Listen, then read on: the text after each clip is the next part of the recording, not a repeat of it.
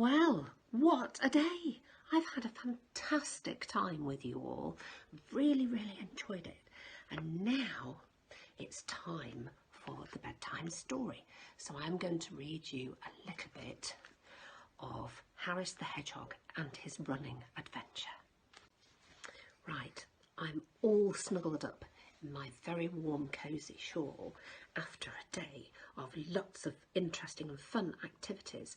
So now it's time for the bedtime story. Right, now I'm all snuggled up.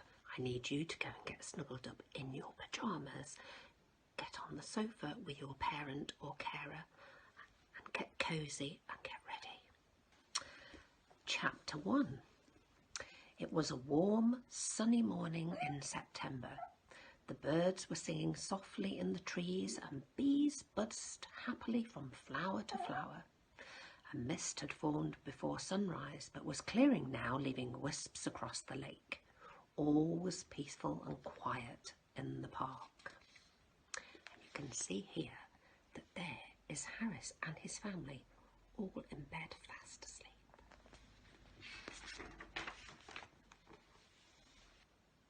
Tucked away, deep in a hedgerow underneath leaves and earth, lay Harris and his family in their little house. They had been awake all night busy searching for food, but now they slept soundly, snoring softly, snuggled up in their beds, warm and comfortable. Harris twitched his black shiny nose and sighed contentedly. Not too far away lay his mother, father and sister Harriet. Even though they were asleep, they could still hear the faint buzzing of the bees and the cheerful singing of the birds. It was a nice sound, the sound of a late summer morning bursting into life. Suddenly, Harris heard something else, something that made his nose twitch even more, and he opened one eye slowly. What was that? He thought to himself. Maybe he was dreaming, but then the sound became louder. Both eyes snapped open sharply, and he raised his head in annoyance. What was that noise, and how dare it wake him from his sleep? He grunted unhappily and decided to take a look. Stretching quietly so as not to wake the rest of the family, he slipped out of bed and went to investigate. The leaves crunched gently beneath his little brown feet, but his parents and sister did not stir. He blinked wearily, his eyes slowly becoming used to the sunlight. For some moments he could see nothing at all.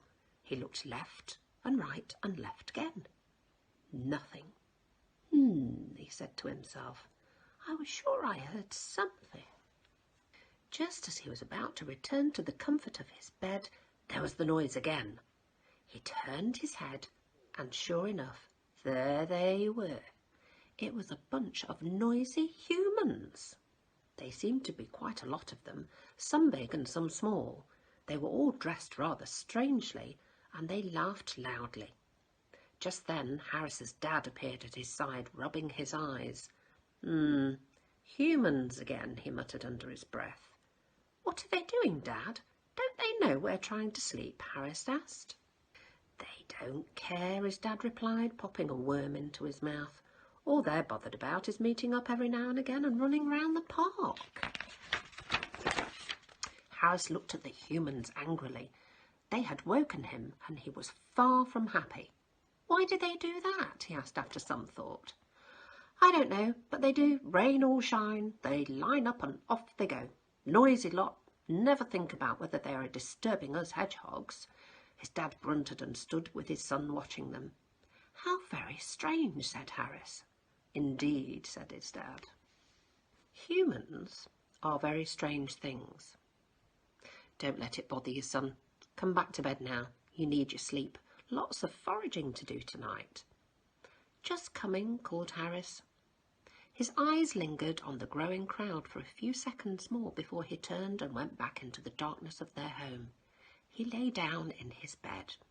His mother and little sister were still sound asleep and had not stirred. Very soon he was asleep too, and dreaming of strangely clothed humans running around the park for no apparent reason at all. Well, that's the first chapter of Harris the Hedgehog and his running adventure. Well, I've had a really, really lovely day with you all. Thank you so much.